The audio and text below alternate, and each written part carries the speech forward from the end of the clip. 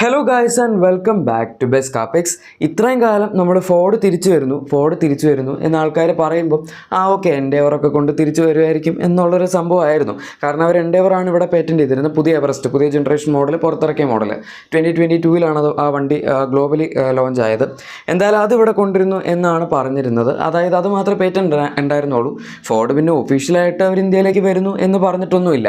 അതുകൊണ്ട് അത് നമുക്ക് അങ്ങനെ ഉറപ്പിക്കാൻ പറ്റില്ല. എന്നാൽ പോലും ഈ എവറസ്റ്റ് ട്രേഡ് മാർക്ക് ചെയ്തതിന് ശേഷം ഇന്ത്യയിൽ എൻഡേവർ എന്നാണ് പറയുന്നത്, അത് നമുക്ക് എല്ലാവർക്കും അറിയാം. അത് കഴിഞ്ഞ് പിന്നെ ഒരു മസ്റ്റാങ് മാക്കി ട്രേഡ് മാർക്ക് ചെയ്തു ആൻഡ് പേറ്റൻറ്റ് ഫയൽ ചെയ്തു, പേരും ചെയ്തു. അതുപോലെ തന്നെ വണ്ടിയുടെ ഡിസൈൻ അവരോട് പേറ്റൻറ്റ് ചെയ്തിട്ടുണ്ടായിരുന്നു. അപ്പോഴും നമ്മൾ വിചാരിച്ചു ഓക്കെ അവർ മസ്റ്റാങ് മാക്കി പണ്ട് നിർത്തിപ്പോയ സമയത്ത് ഇവിടെ കൊണ്ടുവരും എന്ന് പറഞ്ഞിരുന്നതാണ് CBU റൂട്ട് വഴി. അപ്പോൾ അതും നമ്മൾ സമ്മതിച്ചു, ശരി അതും കൊണ്ടുവന്നോട്ടെ എന്ന്. പക്ഷേ ഈ അടുത്ത് ഫോർഡ് നമ്മളെ എല്ലാവരെയും ഞെട്ടിച്ചുകൊണ്ട് പുതിയ ഒരു വണ്ടി ഫയൽ ചെയ്തിട്ടുണ്ട് പേറ്റൻറ്റ്. അത് നിങ്ങളിപ്പോൾ കാണുന്ന ഈ വണ്ടിയല്ല, ഇത് ശരിക്കും പറഞ്ഞാൽ 2021 സെപ്റ്റംബറിലാണ് ഫോർഡ് പോയത്. അതിന് മുമ്പായിട്ട് നമ്മുടെ മഹീന്ദ്ര XUV 700 ഒരു റീബ്രാൻഡഡ് മോഡൽ, അതായത് ഫോർഡിൻ്റെ തന്നെ ഡിസൈനൊക്കെ വെച്ചിട്ടുള്ള മഹീന്ദ്രയുടെ എഞ്ചിൻ ഉപയോഗിച്ചിട്ടുള്ള ഒരു വാഹനം അവർ ഇറക്കുന്നതായിട്ട് പറഞ്ഞായിരുന്നു ഫോർഡും മഹീന്ദ്രയും തമ്മിലുള്ള കൊളാബറേഷൻ്റെ സമയത്ത്. പക്ഷേ അത് ബ്രേക്ക് ആയതോടുകൂടി ഈ വണ്ടിയുടെ ഒരു മൊത്തത്തിലുള്ള പരിപാടി അവർ നിർത്തി. ഇക്കാരണങ്ങളൊക്കെ കൊണ്ട് തന്നെയാണ് ഫോർഡ് ഇന്ത്യ വിട്ട് പോയത്. എന്തായാലും അതിനൊക്കെ ശേഷം ഇപ്പോൾ അവർ പുതിയ വണ്ടി ട്രേഡ് മാർക്ക് ചെയ്തിട്ടുണ്ട് ആൻഡ് പേറ്റൻറ്റ് ഫയൽ ചെയ്തിട്ടുണ്ട്. ഇതിൻ്റെ ഡിസൈനാണ് അവരിപ്പോൾ പേറ്റൻറ്റ് ഫയൽ ചെയ്തിരിക്കുന്നത്.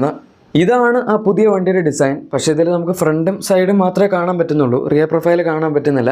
എന്നാലും കുഴപ്പമില്ല, കാരണം ഇതിപ്പം പൊതുവെ ആൾക്കാർ പറയുന്നത് കൃത്യമായിട്ട് ഏത് സൈസാണെന്നൊന്നും അറിയില്ല. ഒരു പക്ഷേ അബോവ് 4 മീറ്റർ കാറ്റഗറിയിൽ ക്രെറ്റയുടെ സെഗ്മെൻറ്റിലേക്കൊക്കെ കോമ്പീറ്റ് ചെയ്യുന്ന രീതിയിലുള്ളൊരു വണ്ടി ആവാം. അതും അല്ലെങ്കിൽ സബ് 4 മീറ്റർ കാറ്റഗറിയിൽ നമുക്കൊരു പുതിയ ജനറേഷൻ ഇക്കോ സ്പോർട്ട് പോലെയൊക്കെ ആ സെയിം പേര് വരുമോ എന്നറിയില്ല. എന്തായാലും ആ ഒരു പ്ലാറ്റ്ഫോമിൽ അല്ലെങ്കിൽ ആ ഒരു കൈൻഡ് ഓഫ് വണ്ടികളായിട്ട് കോമ്പീറ്റ് ചെയ്യുന്ന രീതിയിലുള്ള ഒരു വണ്ടിയും ആവാം.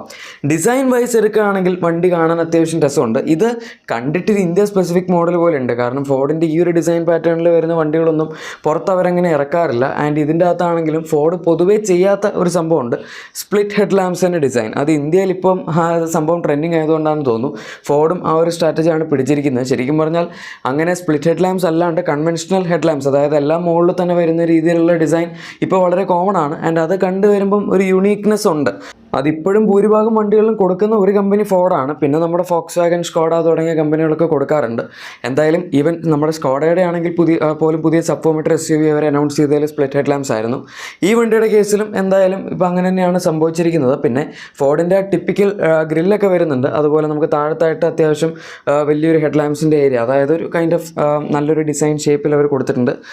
പിന്നെ സ്കിഡ് പ്ലേറ്റ്സ് ഒക്കെ ഇതിൻ്റെ അകത്ത് അവൈലബിൾ ആണ്. അതുപോലെ സൈഡ് പ്രൊഫൈലിലേക്ക് വരികയാണെങ്കിൽ അലോയ് വീൽസ് ഇതിൻ്റെ അകത്ത് ഇപ്പം പേറ്റൻറ്റ് ചെയ്തിരിക്കുന്നതിൽ വളരെ നോർമൽ ലുക്കിംഗ് വീൽസ് പോലെയാണ് എനിക്ക് കണ്ടിട്ട് തോന്നിയത്.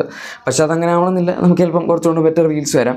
പിന്നെ ഈ വണ്ടി സൈഡ് പ്രൊഫൈലിൽ നോക്കുമ്പം എക്കോ സ്പോർട്ടിൻ്റെയും ഒരു പ്രത്യേകതയായിരുന്നു എന്ന് പറയാം. ആ വണ്ടി സബ് 4 മീറ്റർ പോലെ നമുക്ക് തോന്നില്ലായിരുന്നു. ഇപ്പോൾ XUV 300 ഒക്കെ കണ്ടു കഴിഞ്ഞാൽ ബാക്കിൽ നിന്ന് ചെത്തി വെച്ചിരിക്കുന്ന പോലത്തെ ഒരു ഫീലാണ്. അതായത് അതൊരു അബോവ് 4 മീറ്റർ വണ്ടി എടുത്ത് ചെറുതാക്കിയതുപോലെ നമുക്ക് തോന്നും. പക്ഷേ ഇക്കോ സ്പോർട്ട് കാണുകയാണെങ്കിൽ സൈഡ് പ്രൊഫൈലിൽ നിന്ന് അത്യാവശ്യം പ്രൊപ്പോർഷനേറ്റ് ആയിട്ട് തോന്നുമായിരുന്നു.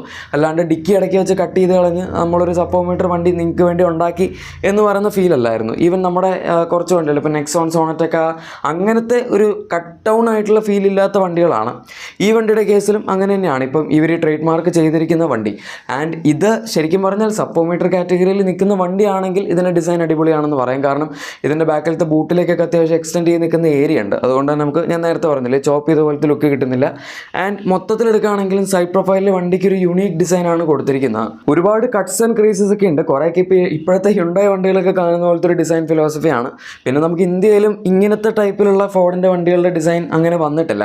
അപ്പോൾ മൊത്തത്തിൽ നോക്കുകയാണെങ്കിൽ യുണീക്കായിട്ടുള്ള ഒരു വാഹനമായിരിക്കും ഇത് എന്ന് പറയാം. ബാക്കിലത്തെ ടെയിൽ ലാംപ്സിൻ്റെ ചെറിയൊരു പോർഷൻ കാണാം. അതിൽ നിന്ന് നമുക്ക് അത്യാവശ്യം സ്ലീക്ക് ആയിട്ടുള്ള ടെയിൽ ലാംപ്സ് ആയിരിക്കും ഇതിനകത്ത് വരാൻ പോകുന്നത് എന്നും വിചാരിക്കാം. ചിലപ്പോൾ കണക്റ്റഡ് ടെയിൽ ലാംപ്സ് ഒക്കെ കാണുമായിരിക്കും. എന്തായാലും ഫ്രണ്ടിൽ കണക്റ്റഡ് DRLs ഒന്നും കൊടുത്തിട്ടില്ല. അതൊക്കെ ഇൻഡിവിജ്വൽ ആയിട്ട് തന്നെയാണുള്ളത്. അത് ആക്ച്വലി സ്കോഡയുടെ സബ് 4 മീറ്റർ SUV അവർ കൊടുത്തിട്ടില്ലായിരുന്നു കഴിഞ്ഞ ദിവസം ആ കോൺസെപ്റ്റ് കാണിച്ച വണ്ടിയുടെ. അതുകൊണ്ട് ഇപ്പം മാർക്കറ്റിൽ വരുന്ന ചില ട്രെൻഡുകളൊന്നും ഇങ്ങനത്തെ കമ്പനികൾ ഏറ്റെടുക്കാറുമില്ല. പിന്നെ ഫോർഡ് പോകുന്നതിന് തൊട്ട് മുമ്പായിട്ട് ഇക്കോ സ്പോർട്ടിൻ്റെ ഒരു ഫേസ് ലിഫ്റ്റ് മോഡലൊക്കെ അവർ ടെസ്റ്റ് ചെയ്യുന്നുണ്ടായിരുന്നു. അത് ചില ഓണേഴ്സ് ഫേസ് ലിഫ്റ്റിലേക്ക് കൺവേർട്ടും ചെയ്തിട്ടുണ്ട്. അതിൻ്റെ കിറ്റൊക്കെ അവൈലബിൾ ആയിരുന്നു. അങ്ങനത്തെ കുറച്ച് വണ്ടികൾ ഇപ്പോൾ നിങ്ങൾക്ക് കാണാം. എന്തായാലും ഇനി നമുക്ക് പണ്ട് ഇന്ത്യയിൽ ഉണ്ടായിരുന്ന ഫോർഡ് വണ്ടികൾ തിരിച്ചു വരാൻ പോകുന്നില്ല, അതായത് ആ സെയിം ഡിസൈൻ വെച്ച്. അതുപോലെ അപ്പം ഉണ്ടായിരുന്ന പ്ലാറ്റ്ഫോമും ഇനി ഉണ്ടാവാൻ യാതൊരു സാധ്യതയില്ല. നമുക്ക് ലാസ്റ്റായിട്ട് വന്ന വണ്ടികൾ ഇക്കോ സ്പോർട്ട് ഉണ്ടായിരുന്നു, പിന്നെ ഫിഗോയുടെ series, Figo Aspire, Freestyle, അത് കഴിഞ്ഞ് പിന്നെ എൻഡേവർ ഉണ്ടായിരുന്നു. ഇത്രയും വണ്ടികളാണ് ഉണ്ടായിരുന്നത്. ഇത് മൊത്തത്തിൽ നിൽക്കും. അതിൽ ചില പേരുകളൊക്കെ നമുക്ക് തിരിച്ച് കിട്ടുമായിരിക്കും. ഇപ്പോൾ എൻഡേവർ തിരിച്ചു വരുന്നുണ്ട്. ഇനി ഈ പറഞ്ഞ മോഡൽ ഇക്കോ സ്പോർട്ടിൻ്റെ പുതിയ ജനറേഷൻ ആണെങ്കിൽ ആ പേരും ഒരുപക്ഷെ അവർ ഉപയോഗിച്ചേക്കാം എന്ന് പറയും. കാരണം ഇതൊന്നും ഇന്ത്യയിൽ ഫ്ലോപ്പായി പോയ നെയിം പ്ലേറ്റ്സ് ഒന്നുമല്ല. അവരിപ്പോൾ ഇക്കോ സ്പോർട്ട് എന്ന് പറഞ്ഞ പേരിൽ പുതിയൊരു വണ്ടി കൊണ്ടുവന്നു കഴിഞ്ഞാൽ ആൾക്കാരത് കൈ നീട്ടി സ്വീകരിക്കും എന്ന് തന്നെയാണ് എൻ്റെ ഒരു നിഗമനം. കാരണം 2013 ഇക്കോ സ്പോർട്ട് വരുന്ന സമയത്ത് ആ വണ്ടി ഒരു വലിയ വിജയമായിരുന്നു. ഈവൻ ഫോർഡിന് ആ സമയത്ത് അത്രയും സപ്ലൈ കൊടുത്തു തീർക്കാൻ പറ്റാത്ത അവസ്ഥ വരെ ഉണ്ടായിട്ടുണ്ട്. അതിനു മുമ്പ് 2012 ഡസ്റ്റർ വന്നത്. രണ്ട് സൈസായിരുന്നു. ഡസ്റ്റർ പെർഫോമീറ്റർ ആയിരുന്നു, ഇക്കോ സ്പോർട്ട് സബ്ഫോമീറ്റർ ആയിരുന്നു. പക്ഷെ എന്നാലും ആൾക്കാരൊക്കെ ഇതൊക്കെ ഏകദേശം ഒരു സെഗ്മെൻറ്റിലായിട്ട് തന്നെയാണ് കണ്ടിരുന്നത്. ആൻഡ് ഇക്കോ സ്പോർട്ട് ആൾക്കാർ നന്നായിട്ട് വാങ്ങിയിരുന്നു. അപ്പോൾ അതുകൊണ്ട് ഇനിയും ആ നെയിം പ്ലേറ്റ് ഉപയോഗിക്കുകയാണെങ്കിൽ അവർ സത്യം പറഞ്ഞാൽ ആ വണ്ടിയുടെ ജനറേഷൻ അപ്ഡേറ്റ് പണ്ടേ കൊണ്ടുവന്നിരുന്നെങ്കിൽ ഇപ്പോഴും ആ വണ്ടി മാർക്കറ്റിലുണ്ടായേനെ. ആൻഡ് അതിൻ്റെ സെയിൽസ് ഒരുപാട് ഡൗൺ ആയിട്ടൊന്നും ഇല്ലായിരുന്നു. ജസ്റ്റ് ഒരു അപ്ഡേറ്റ് കൊടുക്കേണ്ട കാര്യം ഉണ്ടായിരുന്നുള്ളൂ. അതിന് പകരം ഒരു മൊത്തത്തിൽ നിർത്തിപ്പോയി. അതിൻ്റെ റീസൺ നിങ്ങൾക്ക് അറിയായിരിക്കും. ഫോർഡിൻ്റെ സാധനത്തിലെ പ്ലാന്റാണ് പ്രശ്നം. ഒരുപാട് ഇൻവെസ്റ്റ്മെൻറ്റ് നടത്തി. പക്ഷേ ആ പ്ലാന്റിൻ്റെ പ്രൊഡക്ഷൻ അതിൻ്റെ പകുതി പോലും അവർക്ക് മാക്സിമം യൂട്ടിലൈസ് ചെയ്യാൻ പറ്റിയില്ല. അതുകൊണ്ട് തന്നെ അവർക്ക് ഭയങ്കര ലോസ് വരാൻ തുടങ്ങി, ഓപ്പറേഷണൽ ലോസ്. ഈവൻ വണ്ടി പ്രൊഡ്യൂസ് ചെയ്യുന്ന വണ്ടിയിൽ വരെ ലോസ് വരാൻ തുടങ്ങി. അതുകൊണ്ടാണ് അവർ വണ്ടിയുടെ പ്രൊഡക്ഷൻ മൊത്തത്തിൽ നിർത്തിയിട്ട് സാധനത്തിലുണ്ടായിരുന്ന പ്ലാന്റും ടാറ്റയ്ക്ക് വിറ്റത്. ഇപ്പോൾ ഓൾമോസ്റ്റ് അവരുടെ ആ പ്രശ്നങ്ങളൊക്കെ തീർന്നു. അതായത് ഇപ്പോൾ ആക്ച്വലി ഫോർഡ് ഇന്ത്യയിൽ പ്രോഫിറ്റിലാണ് പോയിക്കൊണ്ടിരിക്കുന്നത്. ഈവൻ സർവീസോ അല്ലെങ്കിൽ എഞ്ചിൻ്റെ പ്രൊഡക്ഷനൊക്കെ അവർ ഇപ്പോഴും ചെയ്യുന്നുണ്ട്. അപ്പോൾ അതൊക്കെ വെച്ചിട്ട് ഫോർഡിന് പ്രോഫിറ്റ് ഉണ്ട്. ആൻഡ് അല്ലാണ്ട് നോക്കുകയാണെങ്കിൽ തന്നെ അവരുടെ ഒരു പ്ലാന്റ് അവർ വിറ്റിട്ടുമില്ല. അത് തമിഴ്നാട്ടിലുള്ള ഒരു പ്ലാന്റ് ആണ്. ആൻഡ് അതവർ കൊടുക്കാത്തതിൻ്റെ റീസൺ ഫോർഡ് ഇന്ത്യയിൽ ഒഫീഷ്യലായിട്ട് വണ്ടികൾ ഇനിയും ഇറക്കാൻ താല്പര്യമുണ്ട്, അതിൻ്റെ ഭാഗമായിട്ടാണെന്ന് പറയുന്നു. കാരണം JSW ഗ്രൂപ്പിനൊക്കെ ആ പ്ലാന്റ് വേണമെന്നുണ്ടായിരുന്നു.